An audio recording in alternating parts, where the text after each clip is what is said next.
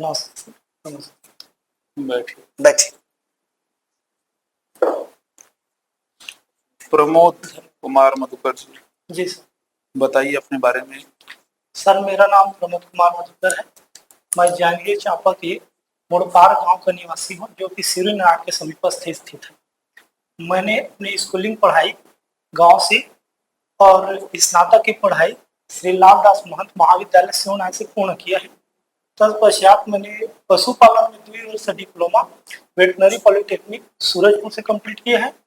मेरी अभिरुचि छत्तीसगढ़ी गीत गाना, पंथी नृत्य करना तथा खेती में सहायता करना है। पंथी नृत्य करवाइए सर इससे। प्रमोद जी मुड़पार के रहवासी है। मुड़पार ब होता है, मुड़पार च होता है। ये क्या है मुड़पार ब और मुड़पार च? सर सर जांजगीर चांपा में 2 गांव है। तो जो जांजगीर चांपा के समीपस्थ जो गांव है वो ब में के अंतर्गत आता है। उसको ब क्यों बोलते हैं, मुड़पार ब क्यों बोलते हैं? सर सॉरी, ये तो जानकारी नहीं है कि तो आप ही का गांव है, आप कौन सा मुड़पार ब क्यों कि मुड़पार च? मुड़पार च क्यों ना? क्या होता है च मतलब? सर वो कैटेगराइज किया है कि जांजगीर के जो जिला है उसके जो समीपस्थ है उसके अनुसार। अच्छा, चुरतेला करके भी कोई गांव है क्या मुड़पार के आजू? जी सर। उसके नाम पे तो नहीं है मुड़पार, चुरतेला, मुड़पार च? नहीं सर, मेरे को जहाँ तक जानकारी है। अच्छा, उनके जगह पे नहीं है। जी सर। उसके आसपास जो फेमस जगह है उसी नाम से। एक राहौत करके गांव है आपके पास? जी सर। क्या अर्थ होता है राहौत का?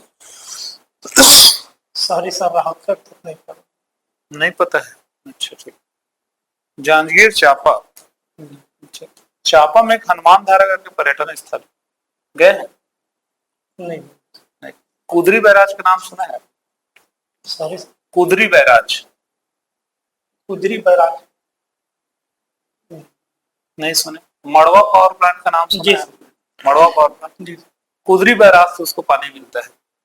मड़वा पावर प्लांट कब बना था इसके बारे में कोई आइडिया है? कुदरी बैराज के बारे में कोई आइडिया? कुदरी बैराज के बारे में तो आइडिया नहीं। कोई आइडिया नहीं है। अच्छा, आपका तहसील कौन सा पड़ता है? सिवरी नारायण। सिवरी नारायण तहसील आपको जी। पड़ता है। अच्छा, सिवरी नारायण में 3 नदियों का संगम है। जी। लेकिन वो संगम सिवरी नारायण में नहीं है, ऐसा सुनने में आया। जी। कौन से गांव में मिलता है? सर सिवरी नारायण के देवरी के आसपास एक देवरी के पास जाने से बीच में देवरी गांव पड़ता है, वहीं पर। अच्छा, देवरी में पड़ता है। जी। अच्छा, कमरीद नाम सुना है आपने? जी सर, देवरी और कमरीद के आसपास ही है सर।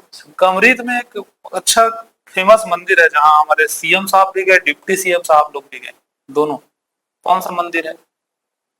सर इसके बारे में जानकारी नहीं है। अच्छा, जानकारी नहीं है। पामगढ़ का नाम सुना है आपने? जी। पामगढ़ का नाम है उसका?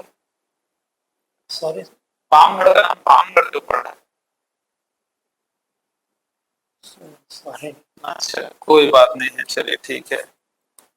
सिवरी नारायण में मंदिर में किसकी मूर्ति है? सर जगन्नाथ मंदिर है और विष्णु जी। अच्छा, मूर्ति है। वहां से कोई पानी निकल रहा है क्या मूर्ति से? सर अंदर गए दर्शन करने? अंदर में हूँ सर। ऐसे पता नहीं। जी। अच्छा, एक पेड़ जो सिवरी नारायण में जी। क्या वो दोना वाला पत्थर का, जी। क्या पेड़ है? नाम क्या है उस पेड़ का? बरगद पेड़ नहीं है वो? दोनों पत्ते ही बोलते हैं सर पेड़ का नाम। पेड़ का नाम पता करने की कोशिश नहीं की है? नहीं। अच्छा, नहीं किया, ठीक है। जांजगीर चांपा की साक्षरता कितनी है? सर 73.07%।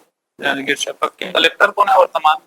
वर्तमान में कलेक्टर है श्री आकाश चिकारा। आकाश चिकारा जी वहाँ के कलेक्टर है। जांजगीर चांपा की पलायन की समस्या बहुत ज्यादा है, तो ये पलायन की समस्या क्यों है भाई? Why the people of the Jangir Chapa were transferred to other state for their livelihoods? Why? जी सर। सर इसके 2-3 कारण हैं। सर्वप्रथम तो ये है कि जांजगीर चांपा कृषि प्रधान जिला है, तो गर्मी के फसल नहीं बोते हैं तो उसमें बेरोजगारी के कारण कमाने के लिए मजदूर जाते हैं बाहर। दूसरा है सर, जांजगीर चांपा तो सर्वाधिक सिंचित क्षेत्र में आता है। जी सर, और कृषि में भी सर्वाधिक बेहतरीन प्रदेश है, उसके बाद भी पलायन हो रहा है क्यों? सर अधिकतम ऐसे क्षेत्र हैं कि यहाँ तक नहर नहीं जा पा रहा है, या कई ऐसे किसान हैं जिसमें मतलब छोटे किसान है, लगभग सीमांत किसान है, जिसमें उत्पादन नहीं हो पाता है। तो गर्मी के दिनों में समस्याएं मतलब नदी, वहां तो नदी है, 3 नदियों का संगम है आपके गांव के आसपास में। महानदी बहता है, शिवनाथ नदी बहता है, हसदेव नदी बीच से बहा हुआ है चापा के। जी जब इतनी सिंचाई की सुविधा है, नदियां तो हर जगह से नहीं गुजरती है सर, सिंचाई की लेकिन पलायन मुख्यतः इन्हीं कारणों से सर। जी जी और कृषि भी बहुत बेहतरीन है, उत्पादन भी सर्वाधिक जांजगीर चांपा में ही हुआ है, धान की वृद्धि भी सर्वाधिक जांजगीर चांपा में हुई है। तो ये तो किसी किसानी बहुत बढ़िया है, तो वृष्टि छाया प्रदेश भी नहीं है, जी उसके बावजूद भी यहाँ के लोग पलायन करके कहाँ कहाँ जाते हैं। सर, जम्मू कश्मीर और दूसरे प्रदेश ही जाते हैं। जम्मू कश्मीर ही क्यों जाते हैं? जम्मू कश्मीर में सर जो निर्माण कार्य है और जो रोजगार है शायद अधिकतम मिलता होगा। शायद पता करने का कोशिश नहीं किया आप अपने गांव में कभी? सर, जहाँ तक मैं बात किया हूँ तो ये कारण यही बताते हैं कि जो कृषि कर लेते हैं उसके बाद जो गर्मी के दिनों में कार्य करने के लिए बाहर ही जाते हैं। अच्छा, ठीक है।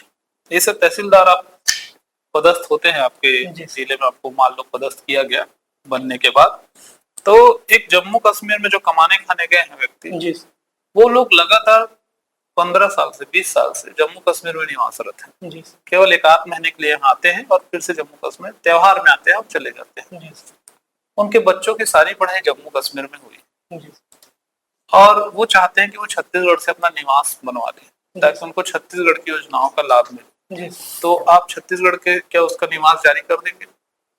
सर, सबसे प्रथम तो मैं अपने उच्चतम जो अधिकारी हैं उनसे बात करूंगा, या जो आपकी जो है सर्वे नियम कुछ नहीं करता है निवास में, तहसीलदार को सब पावर है, उसके ऊपर कोई सुनवाई नहीं है।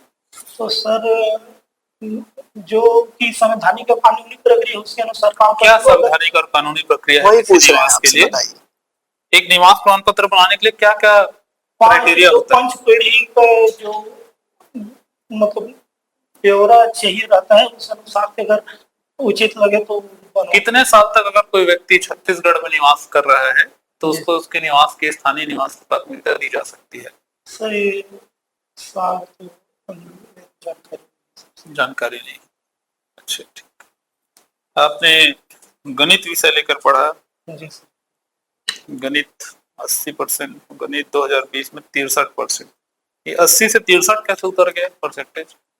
सर, कॉलेज के दिनों में मैं गीत नृत्य इत्यादि प्रक्रियाओं में अधिकतम मतलब पढ़ाई में ध्यान नहीं दिया? पढ़ाई में ध्यान नहीं था, पढ़ाई में ध्यान था सर। मतलब आगे प्रशासन में भी गीत नृत्य करते रहे तो हो गया।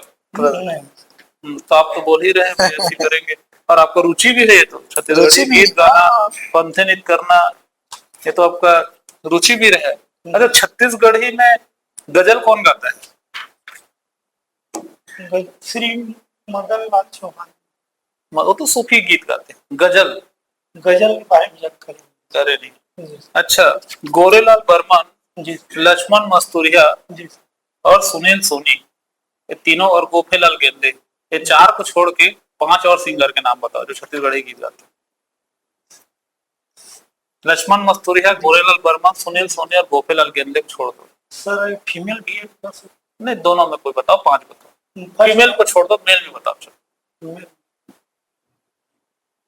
सर मेल में सर आपकी तो हॉबी है। हॉबी है, हाँ, पता होना चाहिए। याद जो पता हो ऐसे बताओ। 5 सिंगर बता दो, जब सत्यढ़ गीत गाना भी तो पसंद है। दिलीप सारंगी हो सर। दिलीप सोलंकी, ठीक, वेरी गुड। और एक उषा बारले के पुरुष पुरुष में बताओ, मेल सिंगर। दिलीप सारंगी हो गया, दूसरा दुकालू राम यादव जी, तुकालू राम यादव, और तीसरा है सर रामविलास कुंटे जी, अच्छा, और एक जगदीश जायसवाल। 4 यादगार है सर। अच्छा, ठीक है। एक गाना सुना है आपने कि चुरत रहे थे तोर बर तरी तरी, ऐसा कुछ गाना है, बना है ना? मुनगा कारी, सुनो मुनगा कारी सुने हो ना? जी सर, सुना हो लग रहा है सर। किसने गाया है उस गाना को, मुनगा कारी को? सर सॉरी, इसके बारे में अच्छा, ठीक। पंथी नृत्य भी आप करते हो, छत्तीसगढ़ी गीत गाते भी हो? जी सर। अच्छा, कौन सा छत्तीसगढ़ी सबसे ज्यादा सुना है आपने? एक झन भोला माँ बाप मूवी का गीत है, झन भोला माँ बाप, उसको सबसे ज्यादा सुना हूँ। सबसे ज्यादा उसको? जी सर। जज गीत में सबसे ज्यादा रुचि है, किंतु उस गाने को जो झन भोला माँ बाप को सबसे ज्यादा सुना। अच्छा, और गाना गाते भी हैं आप? जी सर। सिंगिंग करते हैं? अच्छा, सिंगिंग में 7 स्वर होते हैं? जी सर। 7 स्वर होते हैं, सारे गामा पधा जी। नी सा, 7 स्वर होते हैं। उसमें 2-3 चीजें और होती है, इसको बोलते हैं, एक को बोलते हैं मुर्की लेना, जी सर। और एक होता है अलाप लेना। ये मुर्की लेना क्या होता है? सर गीत मैं गाता हूँ, किंतु प्रोफेशनल नहीं हूँ सर, तो इसके बारे में अच्छा, छत्तीसगढ़ी गीत आप ऐसे स्टेज परफॉर्मेंस करते हैं, किंतु जानकारी। स्टेज परफॉर्मेंस आप करते हो? जी सर। अच्छा ठीक, प्रोफेशनल नहीं। प्रोफेशनल लेकिन नहीं। अच्छा ठीक, पंथी नृत्य भी आप तो करते हो, पंथी नृत्य के बारे में आपका। अच्छा ये बताइए, सतनाम पंथ के सर संस्थापक रहे गुरु घासीदास, जी सर। इनका जो पंथ है वो केवल छत्तीसगढ़ में सिमट कर क्यों रह गया, कि बाकी राज्यों में क्यों नहीं फैल पाया? सर इसके कारणों में सर्वप्रथम तो कारण है इसके, उनके बाद इसके प्रचारकों में कमी रहा। गुरु घासीदास के जो सिद्धांत है उनके प्रचार प्रसार से बढ़ाने की जरूरत था, तो उसमें कमी रहा। दूसरा है कि छत्तीसगढ़ी जो भाषा में उनका जो वाक्यांश रहता है, या जो भी जो सिद्धांत है उनको बढ़ाने की आवश्यकता था, तो उसमें कमी रहा। भाषा और मुख्यतः मेरे को लगता है कि सर की प्रचारकों की वजह से। अच्छा, प्रचारक की कमी रही, और जी और भाषा का। जी सर। घासीदास जी ने जो संदेश दिया, जी सर। कौन कौन से संदेश दिए बताओ? सर सर्वप्रथम तो सत्य अहिंसा है, दूसरा है कि मानव मानव एक समान है, तीसरा है पाखंड व आडम्बरों से दूर रहो, और जीव हत्या न करना, माँ पर स्त्री माता समझना, अर्थात व्यभिचार न करना, इस प्रकार की। और मदिरा का सेवन कर? जी सर, नशा पान मदिरा से। और अहिंसा भी बोला? हाँ, तो सत्य। मांस का सेवन भी नहीं करना बोला? हाँ। आजकल के सभी सतनामी जो अपने आप को सतनामी कहते हैं, जी। वो सब मांस का भी खा रहे हैं, मदिरा का भी सेवन कर रहे हैं, और अपने आप को सतनामी भी कह रहे हैं। जी। तो इसको आप कैसे देखते हैं? पूर्णतः उनके विचार तो ये है कि जो 7 उपदेश अभी जो बताए हुए हैं, और उनमें चलने वाले बहुत कम लोग हैं इस पे और विचार करने। और तो क्या सतनामी संप्रदाय ऐसे लोगों पर विचार कर रही है जो शराब पीते हैं और मांस खाते हैं, जो गुरु घासीदास के आदेशों को या निर्देशों को जो है उनको नहीं मानते, उनको क्या समाज से कुछ अलग करने से? निसंदेह कई बार सतनामी समाज में ऐसा बैठक तो होता है और मीटिंग ली जाती है जिसमें इस प्रकार के पक्षों को रखा जाता है, किंतु एक व्यक्तिगत विचार भी होता है जो व्यक्ति अपने हिसाब से कार्य कर सकता है, तो इस प्रकार से बाधा आती है। सब इसको दूर करने के लिए आप क्या करेंगे अपने समाज? सर ये गुरु घासीदास की जो शिक्षाएं हैं, उद्देश्य है, उनको प्रचार प्रसार करने की आवश्यकता है, और दूसरा मीटिंग लेने की आवश्यकता है, लोगों को समझाने की आवश्यकता है। सर शिक्षा के स्तर बढ़ाने की आवश्यकता है। अच्छा। सतनामी वर्ड का शाब्दिक अर्थ क्या होता है?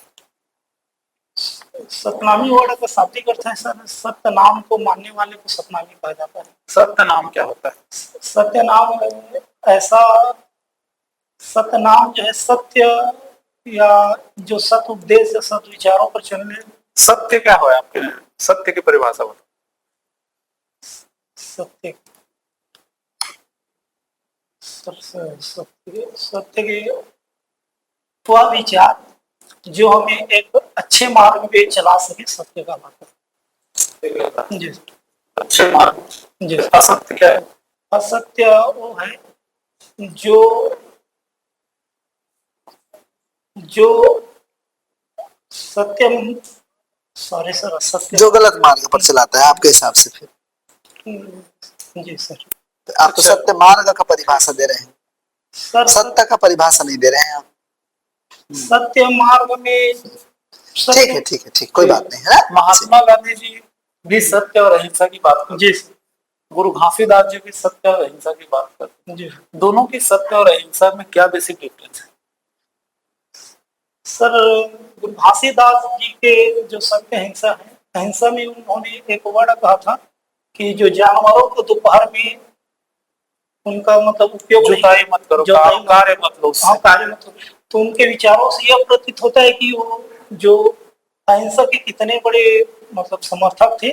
और जो महात्मा गांधी जी थे, उनके जो अहिंसा है उनमें सर हाँ बताइए अच्छा, तो बताइए महात्मा गांधी थोड़ा मतलब घासीदास जी के अहिंसा थोड़ा ज्यादा जो लेवल का है। घासीदास जी है वो मतलब घासीदास जी हो वो का अत्यधिक तो अहिंसावादी समर्थक थे। और कहीं पे गुरु गांधी आप जी मानते हैं कि घासीदास जी की अहिंसा महात्मा गांधी की अहिंसा से उच्च थी, अधिक थी? महात्मा ज्यादा समर्थक थे। गांधी जी में कई बार ऐसा देखने को मिला है, जैसे भारत छोड़ो आंदोलन में उन्हें सीधा बोला था करो या मरो, तो इसमें हिंसा का कहीं ना कहीं समावेश दिखता है। और मुझे हो सके तो आज रात्रि तक ही आजादी चाहिए, तो इनमें भी कहीं ना कहीं अहिंसा का मतलब समर्थन दिखता है, कहीं ना कहीं कुछ कुछ उसमें आँच दिखता है आज दिखता है। जी तो गांधी ने जो करो या मरो कहा था उसमें मारने वाला था क्या? नहीं कहीं अहिंसा आपको लगता है वो हिंसा झलक रही है डू करो या और डाई, या तो करो मतलब है कि आजादी ले लो, या मरो मतलब स्वयं मर जाओ। जी। मारने की बात तो हम पर नहीं किल और डाई तो नहीं था, जी वो तो डू और डाई था। टू और डाई? तो गुरु घासीदास में ये सब की गुरु घासीदास मरने मारने की बात ही नहीं करते, मतलब कट्टर समर्थक थे ऐसे। डिफरेंस मतलब क्या है? Basic difference. मेरे को चलिए जहाँ तक कोई समझ बात में नहीं आया है। है एक जैन धर्म में भी अहिंसा की बात होती जी है। जैन धर्म की जो अहिंसा होती है वो कहता है कि एक बैक्टीरिया तक तो हमको नहीं नहीं मारना मारना। और वो जी। मास्क लगाकर चलते हैं। जी घासीदास जी तो बिना मास्क थे, उनसे तो फिर बैक्टीरिया की मृत्यु हो रही थी। तो फिर जैन धर्म का अहिंसा ज्यादा अच्छा है कि सर घासीदास? अपने अपने मतलब विचार और अपने अपने जो प्रचारक रहे हैं उन्होंने अपने अपने हिसाब से इस प्रकार के आपकी क्या राय है, जैन धर्म की अहिंसा ज्यादा कट्टर है कि घासीदास जी की अहिंसा ज्यादा कट्टर है? अभी अब यहाँ- जैन धर्म ज्यादा कट्टर है इस हिसाब से। अच्छा, अब आपको महात्मा गांधी जी को और घासीदास जी को और जैन जी जो हमारे महावीर जी है, तीनों को जब रखना होगा अहिंसा के, तो कैसा कैसा रैंकिंग देंगे? ऊपर से हाँ सर क्राइटेरिया में जैन प्रथम, दूसरे में घासीदास जी, तृतीय में तीसरे में आप महात्मा गांधी जी को रखेंगे। ठीक। पशुपालन में आपने डिप्लोमा किया हुआ है। जी सर। वासुदेव चंद्राकर जी के बारे में बताइए, कौन थे? वासुदेव चंद्राकर जी दुर्ग के राजनेता थे। वे दुर्ग कांग्रेस कमेटी के अध्यक्ष भी रहे, दुर्ग से विधायक भी रहे, और पूर्व सीएम श्री भूपेश बघेल जी अपना गुरु मानते हैं। अच्छा, उसको अपना गुरु मान, जी सर। किनको? भूपेश बघेल जी गुरु मानते थे? जी सर, वासुदेव चंद्राकर जी को गुरु मानते थे। जी सर। तो आपने पहले तो गणित ले लिया, जी सर। फिर आपने गणित नहीं, चलो ठीक है, बीएससी किया, आपको जी। रुचि आपकी रही, फिर आपने ये पशुपालन कैसे कर लिया भाई? सर 12वीं में मेरा एडिशनल बायो था। अच्छा, बायो भी आप लेके पढ़े, इसमें जिक्र नहीं किया? सर वो पशुपालन में बायो है तो जी करता हूँ। बायो हो गया। जी सर। तो उस हिसाब से इसमें जॉब का मतलब वो कहना चाहिए कि अपॉर्चुनिटी ज़्यादा है सर, मैं डिप्लोमा वाले में, तो इसलिए तो आप मतलब अपनी जो पढ़ाई की आपने गणित विषय लिया, गणित के बाद जो बायो एडिशनल सब्जेक्ट था उसको आपने चुन के आगे बढ़ा। जी सर। यानी मुख्य धारा में अपनी रहते हैं जनरली, दूसरे छोटे मोटी चीजों के सर ऊपर ऐसा नहीं है। ऐसी तो दिख रहा है भाई, है ना? वो जॉब एक सिक्योरिटी की वजह से। अच्छा, जॉब सिक्योरिटी। जी सर। मतलब आपके जीवन का उद्देश्य क्या है बताइए? सर जीवन का उद्देश्य तो कुछ वंचित लोगों और अपने समाज के लिए कुछ कार्य। अच्छे से बोलिए, अच्छे से, थोड़ा समझ में। वंचित वर्ग है, महिला है, और जो हमारे समाज है आदिवासी, उन लोग के लिए कार्य करना। आदिवासी समाज है आपका?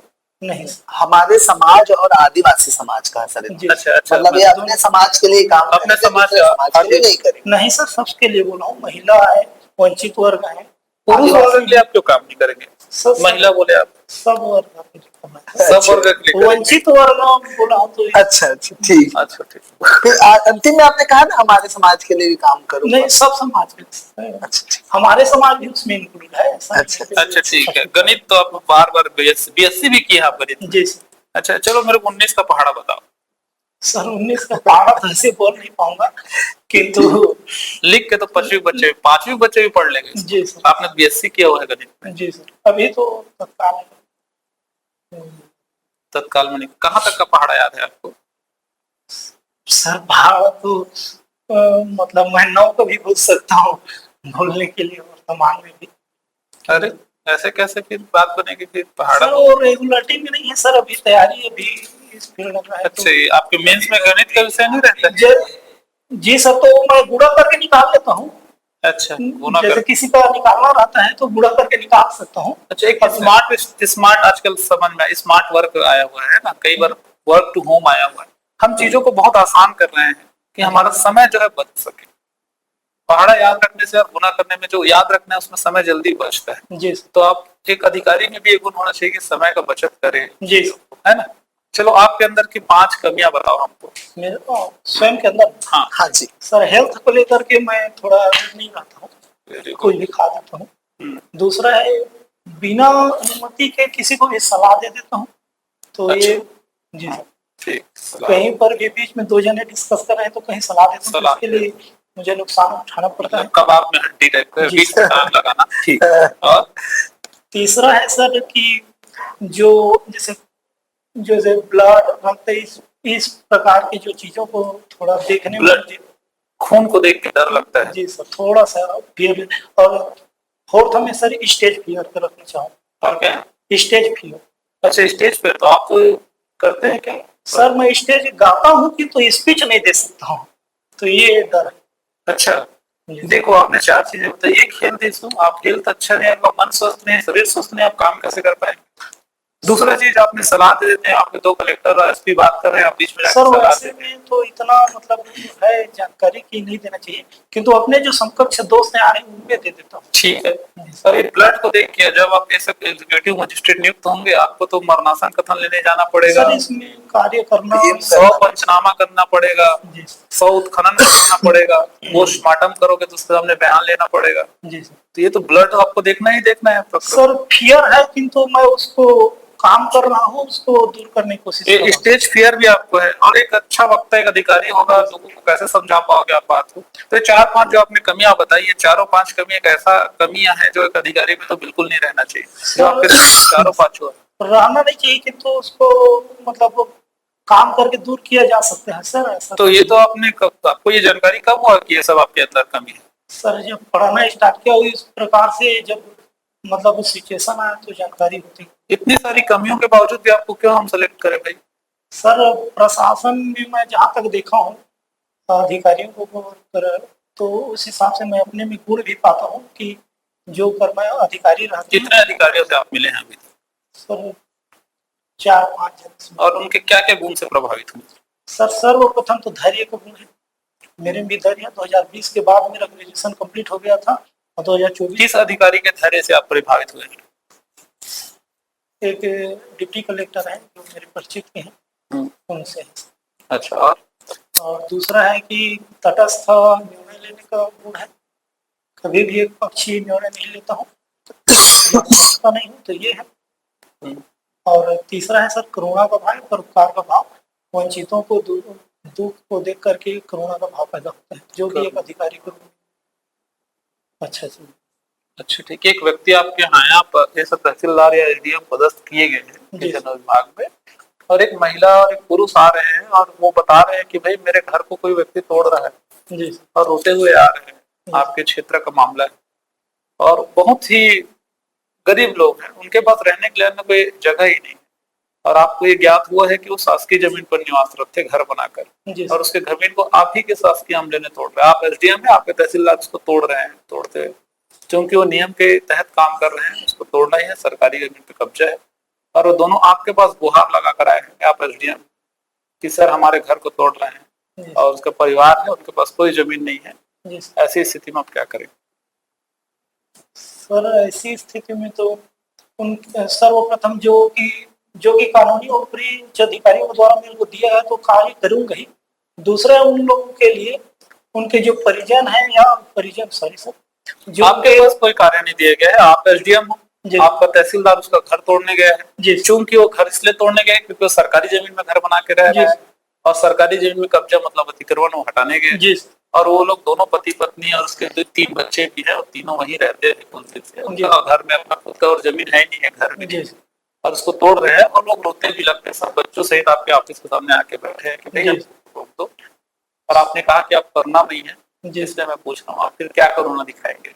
सर सबसे पहले तो उनका जो पहले से नोटिस दे दिया रहेगा तो उनको तो समझाएंगे कि अपने जो रिश्तेदार हैं या जो उनके रिश्तेदार उनसे कांटेक्ट करा करके कुछ उनका वो आपके पास अभी है, बस जी। वो हट रहा है, उसका घर टूट जाएगा, अगर त्वरित एक्शन नहीं ले उसका घर तोड़ दिया जाएगा। सर 2-4 दिन पहले तो उनको नोटिस दे दिया जाया रहेगा। वो नोटिस को देखे अनपढ़ गंवार लोग तो उनको पता नहीं चला क्या, समझे ही नहीं कि हम नहीं हटेंगे अपने घर में, कोई नहीं हटता है नोटिस जी। देने पर, उनको ये कानून अब समझ में नहीं आता। जी उनका था कि हमारा घर है हम नहीं छोड़ेंगे। जी अब आपको उसको तोड़ ही रहे हैं, आधा टूट भी गया है, भैया थोड़ा बहुत बचा हुआ है, आप कैसे करके बताओ। रो रहे हैं, लग रहे हैं आपके सामने आके, एडीएम साहब तो हमारा गुहार सुन लेंगे, जी आप उनका गुहार सुनेंगे? सर जो नियम के तहत वो कार्य करना ही पड़ेगा, किंतु उनके व्यवस्था के लिए कुछ उनके रिश्तेदार या ऐसे लोगों से मतलब कांटेक्ट करूंगा जो उनको उस स्थिति में आर्थिक कोई सहायता रिश्तेदार भी या आवास कोई रिश्तेदार नहीं है, वो लोग दूसरे राज्य से आए हैं। तो तो ऐसी स्थिति में सर ऐसे आवास या आवास तो उन लोग को बाद में मिलेगा, इंदिरा आवास चलो बाद में दिलवा दो, तो वो तो पहले तो निवासी रहेंगे तभी जाके उनको इंदिरा आवास की मिलेगा। तो उनको आवास भी अपने दिलवाते होंगे। हाँ, अब बताओ। सर ऐसी स्थिति में पर्सनल मैं कार्य करूंगा, पर्सनल उन लोग के लिए कुछ कार्य कर सकता हूँ। पर्सनल उनके लिए जी कुछ सर। करें। जी सर। अच्छा ठीक, लेकिन वो घर जो टूट रहा है उसको आपने रोके? जी उसको कार्रवाई को होने जी। से इनके लिए अलग व्यवस्था करें। जी सर। अच्छा, ठीक है, ओके। प्रमोद जी, जैसा कि आप सीजीपीएससी की तैयारी कर रहे हैं इतने जी। वर्षों से, ना? मुझे कांग्रेस सरकार की 3 योजना और वर्तमान भाजपा सरकार की जन कल्याण की 3 योजना का नाम बताइए, अलग अलग। जी सर कांग्रेस सरकार की गोधन न्याय सर्वप्रथम रखूंगा, दूसरा में रखूंगा बेरोजगारी भत्ता, और तीसरा में रखूंगा सर जो भूमिहीन किसान है। ठीक। भाजपा सरकार का एक महतारी वंदना योजना, किसान न्याय योजना, और एक है रामलला दर्शन। ठीक है। आपका पंथी गीत गाना हॉबी है कि पंथी नृत्य करना हॉबी? नृत्य करना हॉबी। नृत्य करना हॉबी और गीत गाना नहीं? जी एक गाना गा के सुनाइए छत्तीसगढ़। पंथी गाना आप कोई सा भी गाना गा के सुनाइए सर, छत्तीसगढ़ी में जज के सुना। जी, सुनाइए। लाली चुनरिया ओढ़े पैरे लाली कंगना, आजा बे मड़वा रानी कब मोरेना, आजा बे मड़वा रानी कब मोरेना, निचट गहरी बहावा कछु नहीं दाइयो, दिन भर तुर नाल जब था जय जय महामाइयो, तोरे चरण के धोला चुपर ली तन माँ, आजा बे मड़वा रानी कब मोरेना। ठीक है, बहुत सुंदर। आपके पंथी नृत्य करना भी हॉबी है जी। हमें नृत्य करके दिखाएंगे गाना के साथ में? जी चलिए दिखाइए।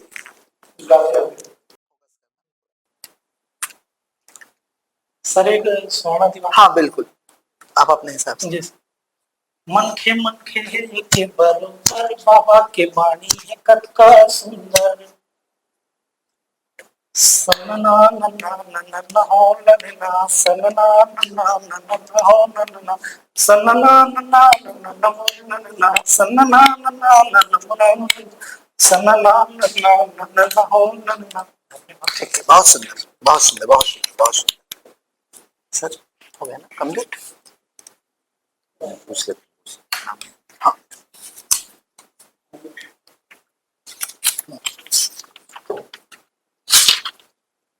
प्रमोद जी, जी इजराइल और ईरान के बीच में जो अभी विवाद चल रहा है ना, जी।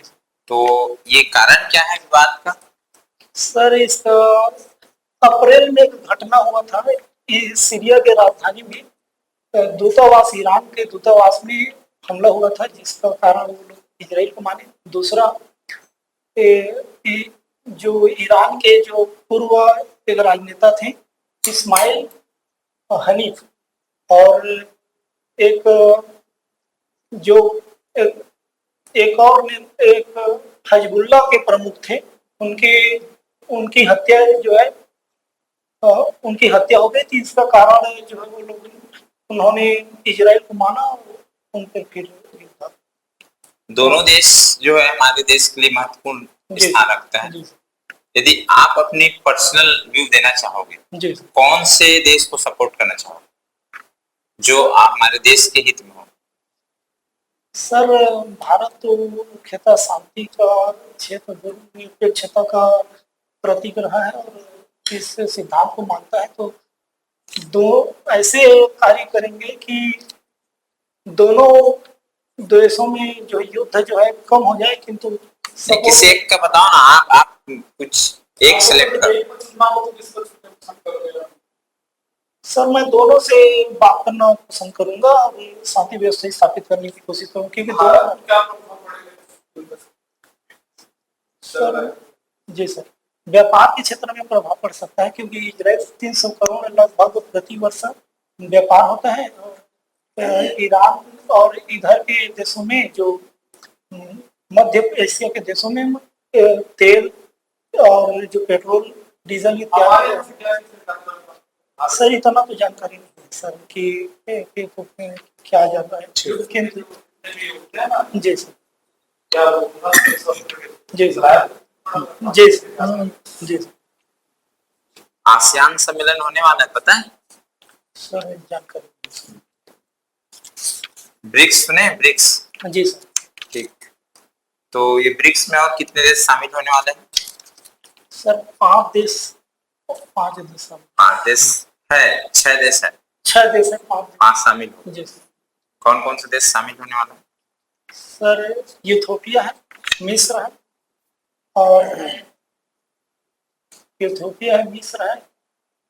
सर जानकारी ठीक है, चलिए प्रमोद जी, जी पंथी नृत्य में प्रयोग जो करते हैं जी सर, साज सज्जा, जो भी पंथी नृत्य में छत्तीसगढ़ी में 5 वस्तुओं का नाम बताइए जो पंथी नृत्य में प्रयोग करते हैं। पंथी नृत्य में। सर्वप्रथम घुंघरू सर, दूसरा है मांदर, और तीसरा है झांझ, चतुर्थ है धोती, सफेद धोती, और सर ठीक है, चलिए हमारे टीम की तरफ से पालो चढ़ाना।